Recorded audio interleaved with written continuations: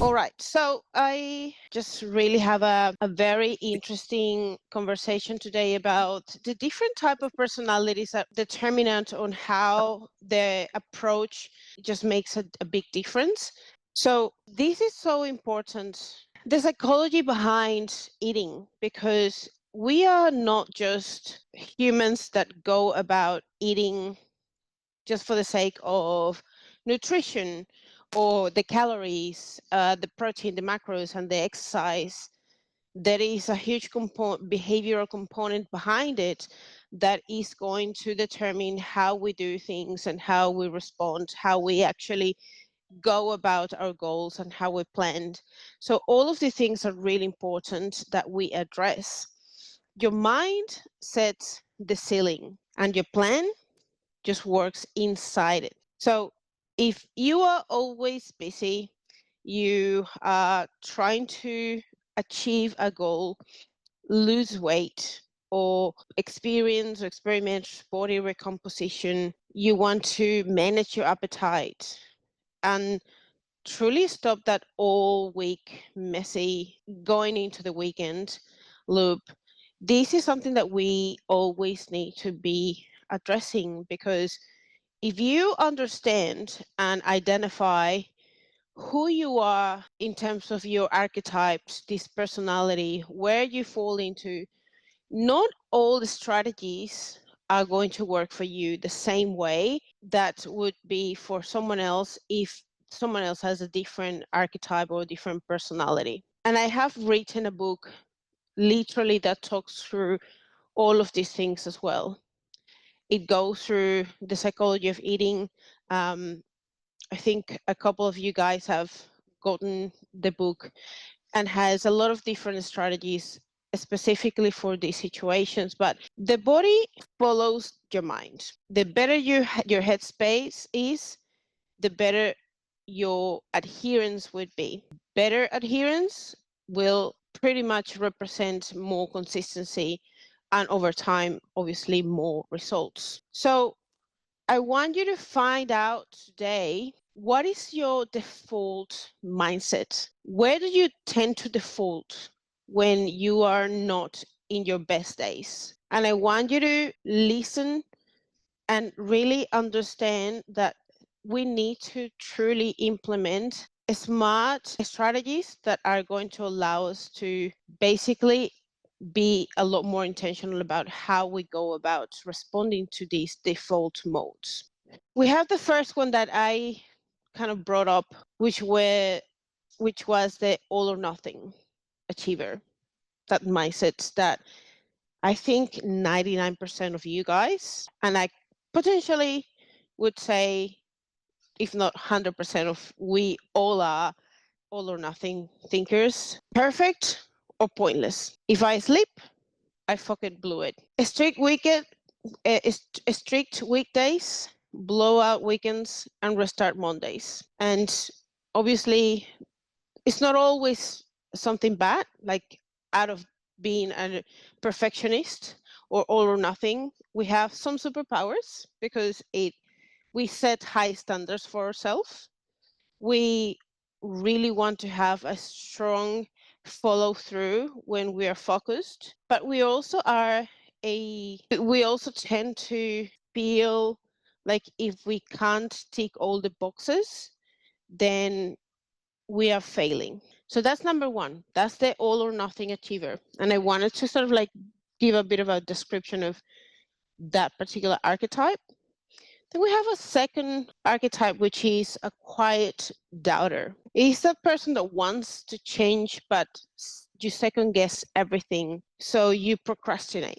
You're not confident that you can actually make it because you probably haven't seen in the past evidence of success. You just have like a pile of files of trying and failing, trying and failing. So every time you start something, you will just think about, I'll probably fail again. You then, this kind of fears make you over research everything, overthink it, under action, procrastination, calling yourself lazy when it's actually fear. not acting out of knowing that you will get really positive results because you just don't fully trust yourself. It's like, I know that if I have a plan, I'm not going to follow it. It's just like there's a part of you that resists following through something.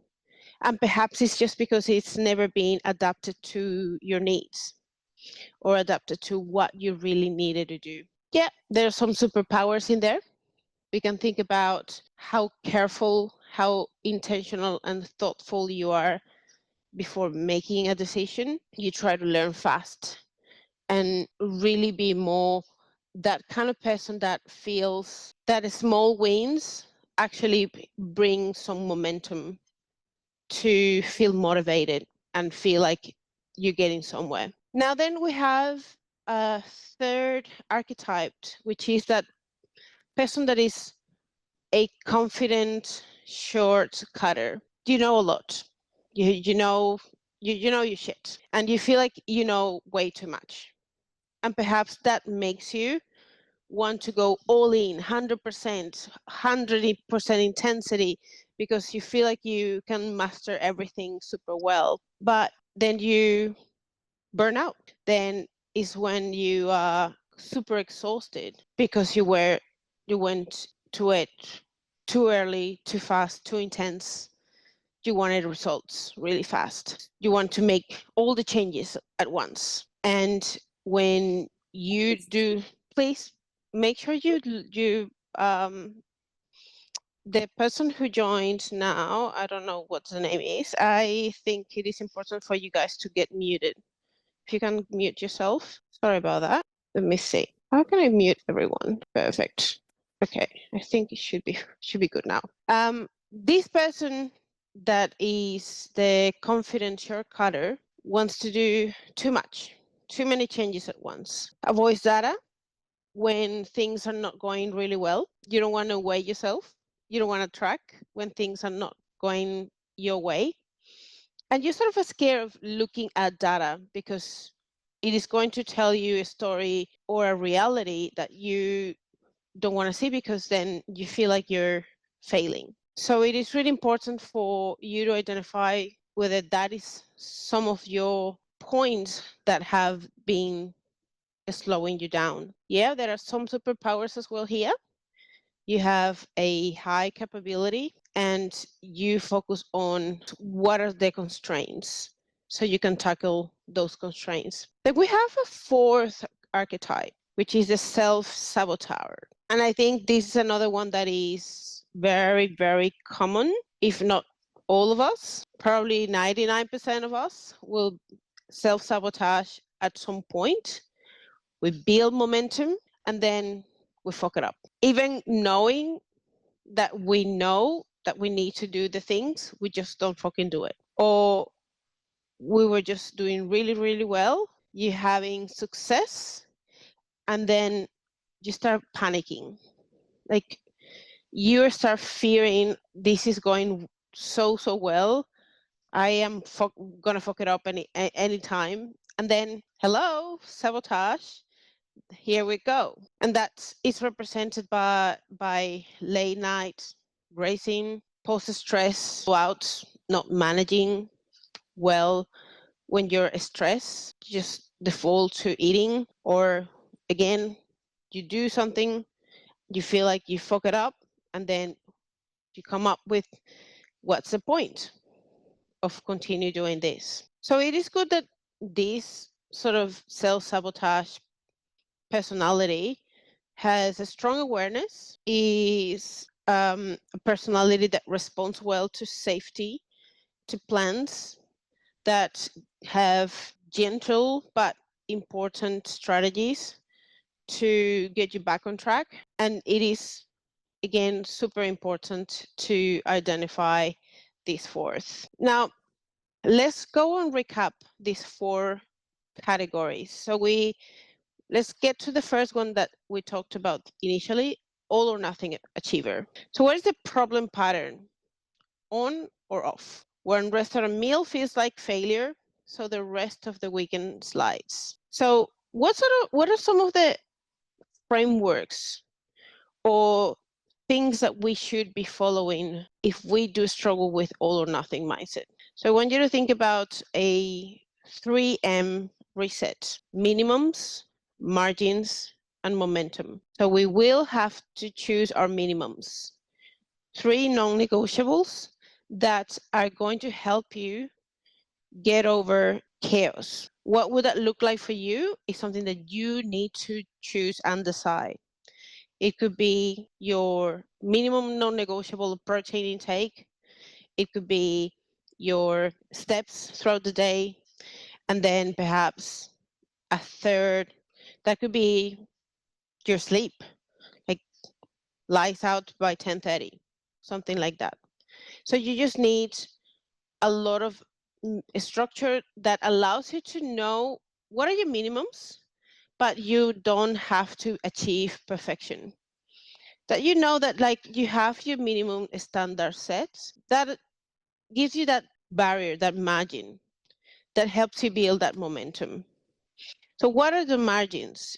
You built in flexibility so you don't feel off plan. So rather than having strict numbers or strict focuses of strict targets, you play with ranges. That's why I'm so big advocate to give you ranges when it comes to targets, when it comes to daily steps, when it comes to anything. Just think about a range, because then you have a bit of a wiggle room to play with.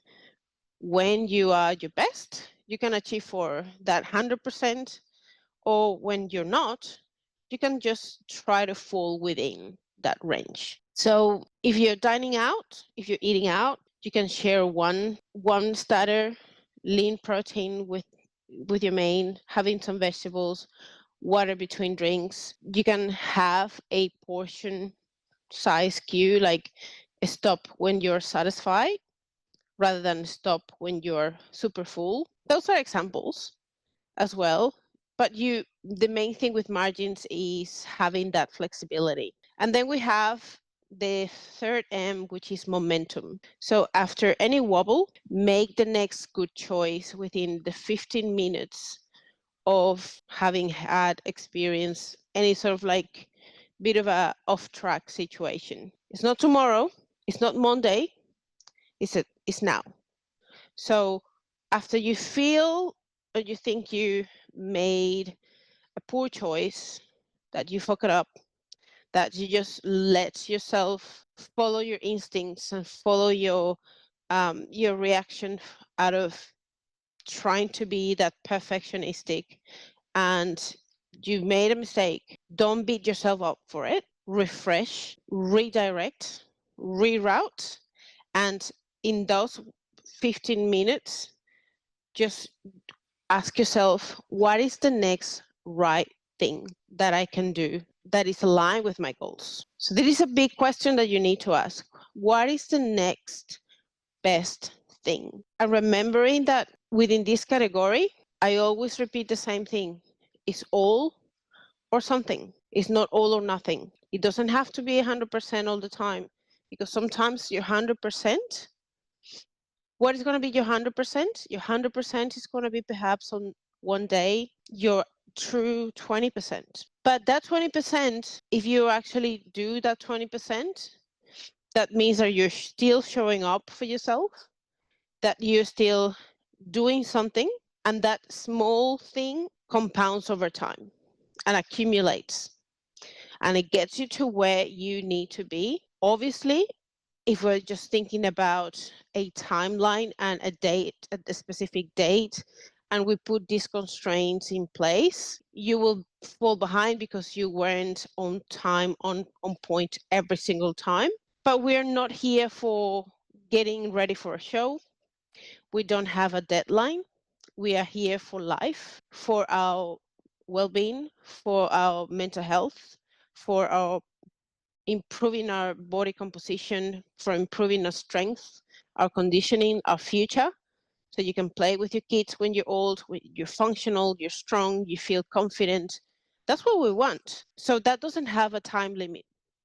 And if we have to slow down, and if we have to implement a diet break, if we have to put certain things that are going to keep us sane, then we fucking do it. Even if it feels like you are slowing down, it's better to slow down than completely stopping everything at all and letting yourself just, I'll do it on Monday, or like this pushing things to doing it in another time, that brings a big gap in time, that you're still alive and you will still be eating, you will still be doing stuff. And what the fuck is happening in that gap? It's just, if you're not doing anything at all because you feel like if you can't be 100% on point, you won't be making any progress, then you're just setting yourself up for failure. So all or something, even if the situation is not perfect, even if the situation doesn't look like you can actually tick all your boxes, that's what the 3M framework will help you with. Set up your minimum non-negotiables. Like if you're sick, if you are really busy, okay, what are the 3 main things that are truly important to me that I can and I should try to achieve no matter what? Set some margins, some boundaries, minimum and maximum, fall within that range and gain that momentum by establishing a time lapse of 15 minutes from a fuck up to redirect, and asking yourself, what is the next best thing I can do right now? Giving yourself some grace, taking a deep breath. You fuck it up. I'm human. It's okay. What is the next right thing? Let's get back on track. And sort of like use that loop of the 3M that I just said before. So one thing that I love also thinking about in this situation is, if you drop 20 pounds, like if you drop a bill or like a $20, are you just on the floor and you just lost it? Are you going to then take everything, the rest of the money that is in your wallet, and just throw it out? You're not throwing away another 980 if you had $1,000 in your hands. So it is the same thing. Like if you have a car and you have one flat tire, you just don't go and smash the other 3 tires because one is flat. What do? You go and you fucking fix it. You address the problem. You just don't go and blow the rest or just burn the car. So I need you to think the same way. One good meal, or like a high calorie meal, or like a restaurant meal, is not going to cancel the rest of the week. It's not going to blow the rest of the week. And everything comes down to consistency and like frequency. Like if you fucking do this every time, of course it's going to add up and it's going to derail you.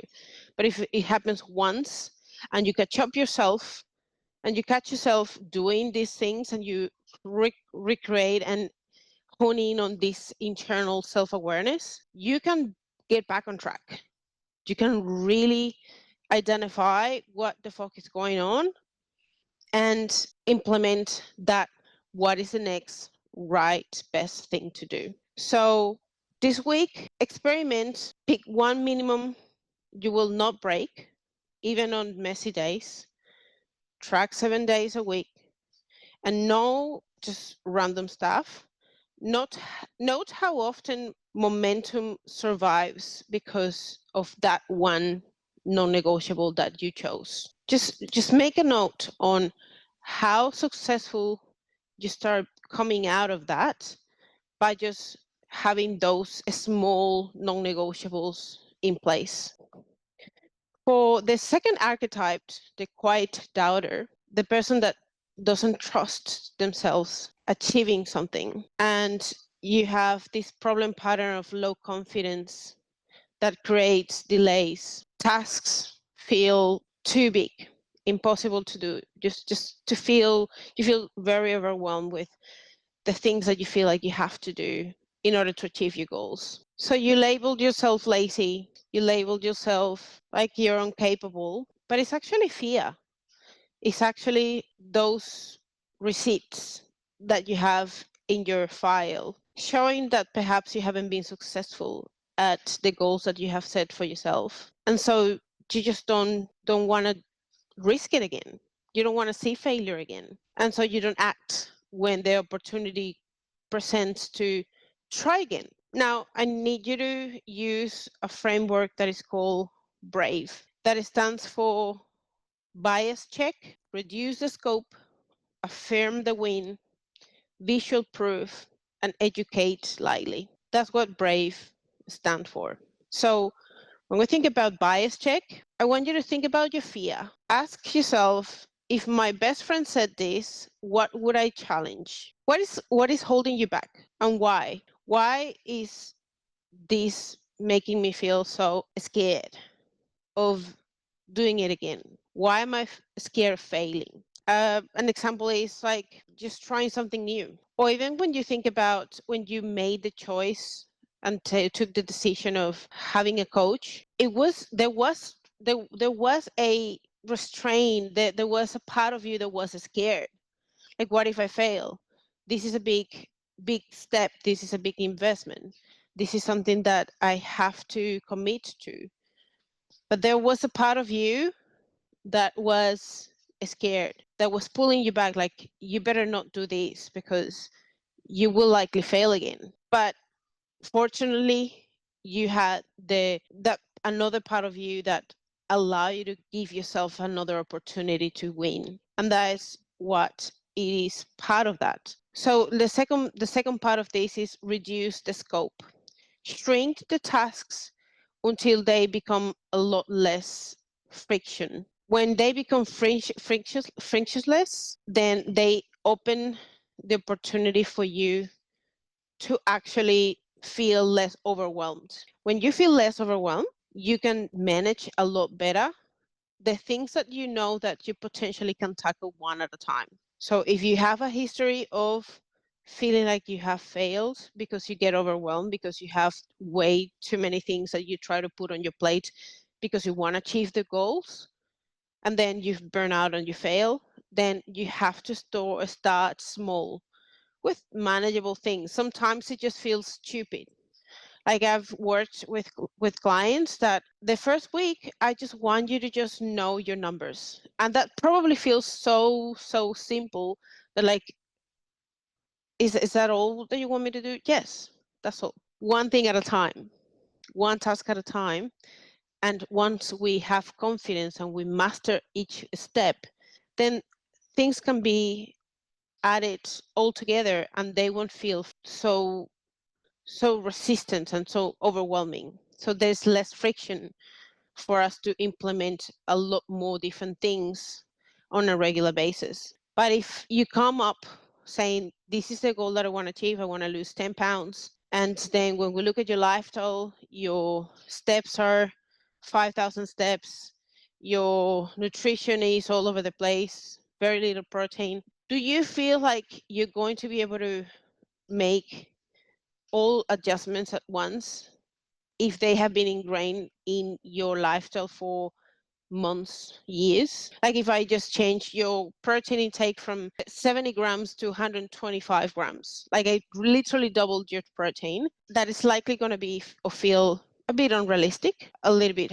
too big of a change. If your steps were 5,000 and then I ask you to do 12,000, and then on top of that I add 3 sessions of resistance training, and on top of that I add 4 sessions of 20-minute cardio, and you were doing fucking nothing before, how is that going to feel? Super overwhelming. Like I haven't done any of that forever, and now I have to do everything at once. And because it's overwhelming, it's not adapted or aligned with little by little, step by steps, one thing at a time, or maybe just something a lot more realistic, adapted to what you can manage, a smaller goal to begin with, then it just feels like it is so much that you don't act.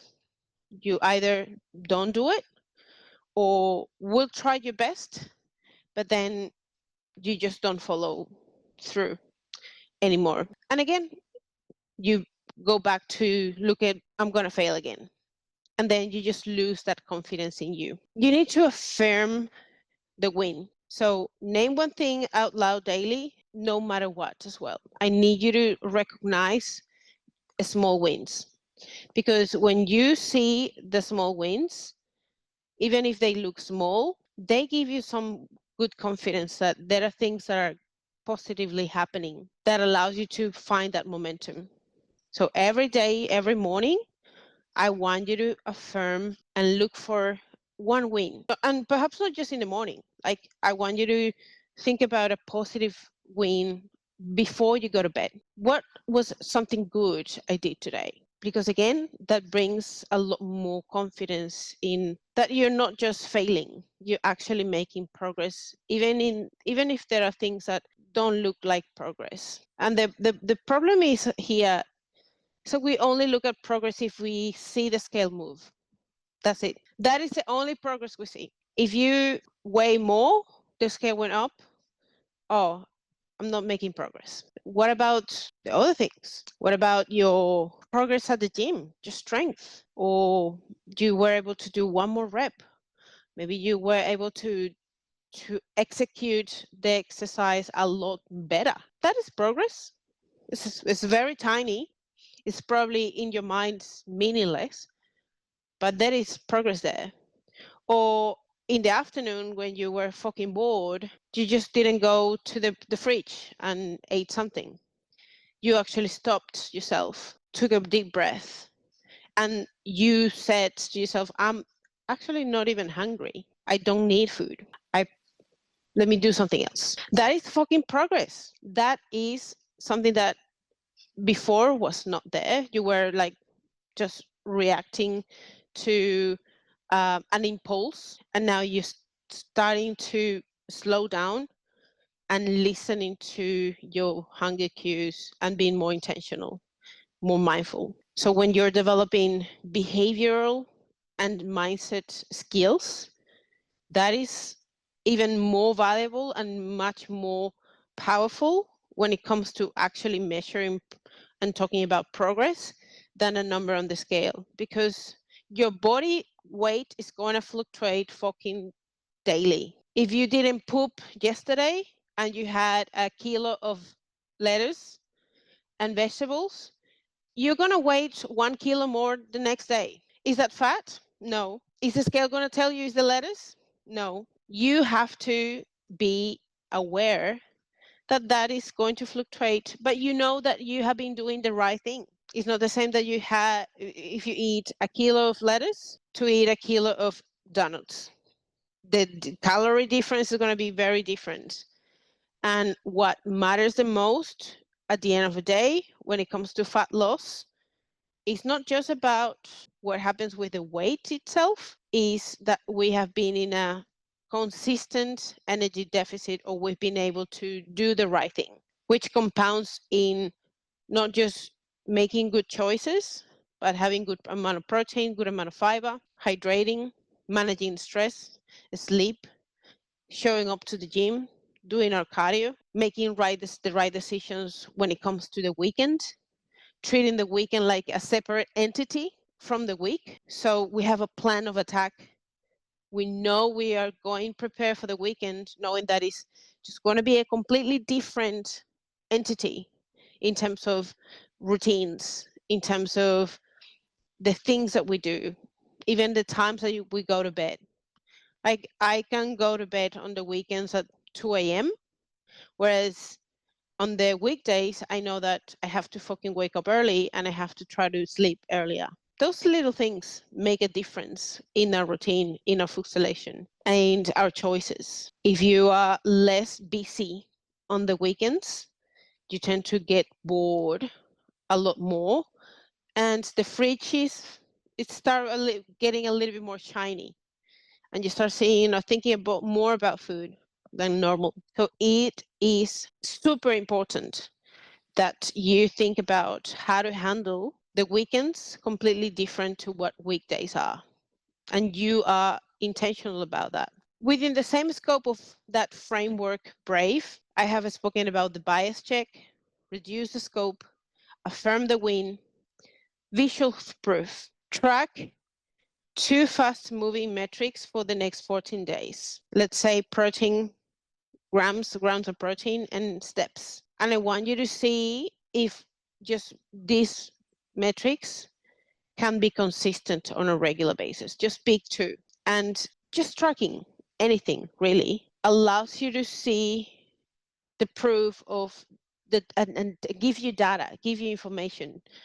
Like the more you track things, sometimes can help you see where you're at, see the baseline, but also helps you to see numbers and prove that there are things that are being actioned and you're changing. If you don't track, you don't know.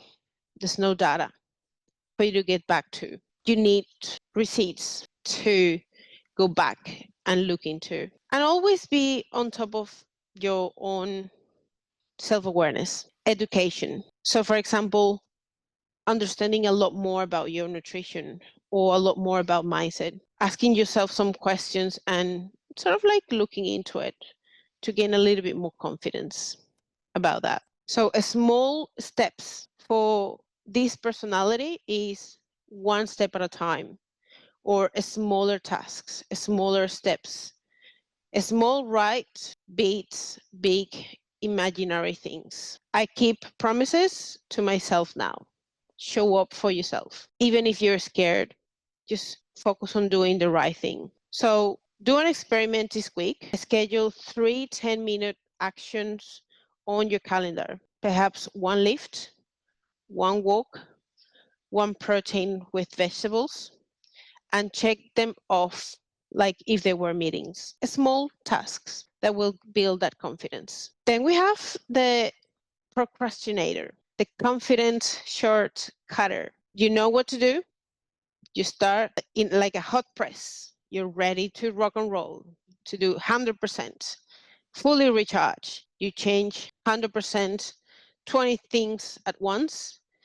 Then life happens, and then fuck it up. Now what? So is this kind of personality that you feel like because you know too much, or you have done it before, you feel experienced, you've tried it all, then every time you try something new, you go all in, you go 100%, then you burn out because there are unrealistic expectations going into it, unsustainable strategies into it that you're unable to realistically manage, and then you just fail because there's a point that you just can't handle everything at once, especially for those who think that, oh, I'll just do it when it's the right time. So you think that you can always implement when you're in the right time, but you forget that life happens. And so when life happens, then you don't fucking know what to do, and then you completely fall back to do 0. So I think all these archetypes overlap each other, and many of you answered those in my question this morning, where I asked you, who do you identify with? And it would probably several of them, and many of them overlap because this confident shortcutter is likely also a all or nothing, and it's just like it's going to go back and forth with amongst these different archetypes. So a good framework here is called reality check, expectations, actions, and learn from data. So with your reality check your baseline, your foundation, where you're at right now before you start changing stuff, before changing anything. Understand where you're at. Just measure your food. Just measure, start tracking your nutrition, start tracking your steps, training, sleep, everything. Understand where you're at before just trying to go all in and I start making fucking 100 changes at once. I know you want to lose 10, 15 pounds. That's amazing. Going harder and faster could likely just lead to none of that, because that's what I see happening with a good proportion of the clients that I will start working with, is that they they want results. And so they want to get 100% and start like lose 5 kilos every week. Yeah, that sounds amazing. But it's not realistic. It's not sustainable. And the problem with doing unsustainable things is that you burn out. And when life happens, and you probably can sometimes manage your confidence that you can actually just fucking do everything. And you potentially can sometimes when everything is good, when you are not needing to go to work, when you have a good night's sleep, when you don't have your kids running around and they're not sick, or like when everything is good. Oh, I've got it. I fucking have everything under control.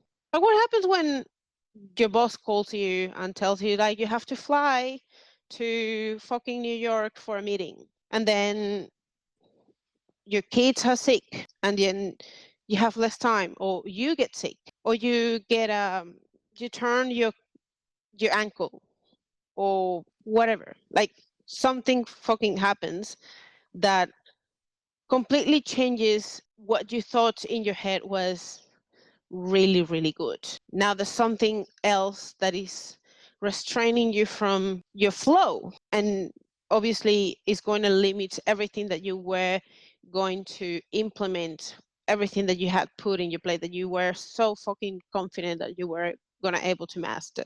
Now you probably can train 4 days a week. Now is that going to completely derail you? Yes, if you say, well, if I can't train, I just don't train at all. What's the point? What about setting expectations, setting targets that are realistic for you, and actions? Don't overload yourself with too many actions at once. Only 3 levers exist, let's say, or let's just change one lever at a time. Like if there are things that you need to change, or things that you need to implement, let's fucking slow down and plan for more actionable, more sustainable adjustments, and learn from your data. Every 2 weeks, we adjust, we review the data. That's pretty much what the check-ins are for. And even the self-check-ins, which I always ask you to do. For those that have worked with me for years, you guys used to use a spreadsheet. Now we've kind of been moving towards the app and these daily self-checking actionable reviews on a daily basis that are pretty much the same, just on the app, where you internally review your day and intentionally track your information. Okay, how am I doing with my data? And then I can see all of that information that you have been logging, and I can see what your trends are, the patterns are, and we can make decisions based on where you're at, how you feel, how you're managing, how's life. Is it the right time to make a change, or is it savvy to just stay consistent? Sometimes we don't need to change anything at all, and that's the right call. We just need to stay consistent. If we don't need to drop calories, if we don't need to make extra adjustments, that's a good sign. That's better than having to make changes because something is not working. Or if your body is adapting to an stimuli, to a particular strategy, then that's the time when we make some changes. But in order to make these decisions worthwhile, and making these decisions that are going to make a difference, we need data. So the more information I get from you, the more of the data that I can get from you, the better I can support you making those changes. So just have some guardrails around for this type of personality. No, don't think that you just need to do everything at once. Don't try to rush it, okay? So for this week, pick one lever. Like if there are things that you need to focus on, let's say you're focusing on your nutrition, on your training, pick if you're one of those that really wants to go all in 100%, just pick one at a time and improve it by 10 or 15%. Like again, it's pretty similar to those that I mentioned before, like, what can I do the next time, or what can I do that it can be better? So if you look at your data and you know that your average protein intake is 90 grams, well, let's bump it up to 10 to 15%. And let's just see if we can master just that minimum increment. If your problem is that you're lacking on steps and your steps are like 5,000, and we initially discussed that we should be aiming at least to 8,000, how about just trying to bump it up to 10 to 15%? So maybe it's not 8,000, but what about if I just strive to get 7,000? It's better than 5. So is about these small increments, small changes that feel sustainable. Understanding where you're at, what your baseline is, what you are capable to do at that point in time in your life. So it feels that you can master and you can manage that momentum. And the last one is the self-sabotage. Good run, then a flip. Often tied up to stress, loneliness, fear, emotions, negative emotions. Not sure if you will be able to make it. Unclear future. Like you don't see yourself. You can't picture yourself achieving that goal. So you see that person, that new version of you is very blurry. So you self-sabotage every time that you're starting getting closer. And it's sometimes an unconscious self-protection. Is protecting something from the past, is protecting something that you don't even know what it is. But sometimes the same self-sabotage, what that used to protect you in the past, now is no longer protecting you, is derailing you and stopping you from actually mastering and achieving the best version of yourself. Maybe in the past was a way to prevent you from doing something that harmed you, but currently these same actions that in the past were protecting you now are just slowing you down. So think about that for a moment. A good framework here is maps. Map trigger, identify what is triggering that self-sabotage, that binge, that overeating, that focus moment, that emotion. Look at your environment. Alter your environment. Set it up for success. If you know that there are triggers in the house, that there are things that are just not helping you to stay on track, that they are just going to flow with the triggers and allow you to sort of like a snowball in this reaction moment. Plan buffers, allow yourself to have some flexibility, some level of flexibility. For example, if you know that there are certain foods, like place 200 to 300 calorie buffer a snack in your danger hour. Like if you know that you are likely wanting to have something around a certain time of the day, just plan for it. Make it part of your plan.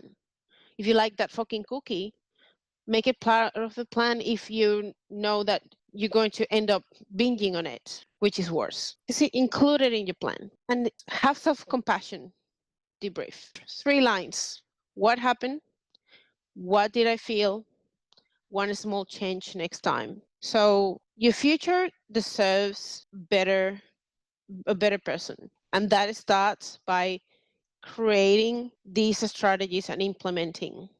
So again, identify the trigger, change your environment, set it up for success, include the things and plan for the things that should be in your plan rather than completely avoiding it or eliminating it. Don't fucking do that, because you end up binging and just thinking about that 20 times more if you completely put it on a pedestal or make it like that is a big thing. Okay. And this is all that I had for today, guys. I hope this was a ton of value, that it helped you to identify some really good action points and frameworks that you can sort of hang on to it. I'm going to provide you with a little bit of a summary and some of these frameworks for all of you. Just make sure the only caveat here is that in order to get this, you have to go to the Facebook group and write your big takeaway out of this call, because all of us are going to benefit from knowing that we're not alone, that we have pretty much similar personalities that are slowing us down, but we can change, and there is a light at the end of the tunnel for every one of us. So it's just a matter of creating the opportunities, using the frameworks, and learning a lot more about ourselves every day. So I hope you guys have a great day. This one was more like an educational session.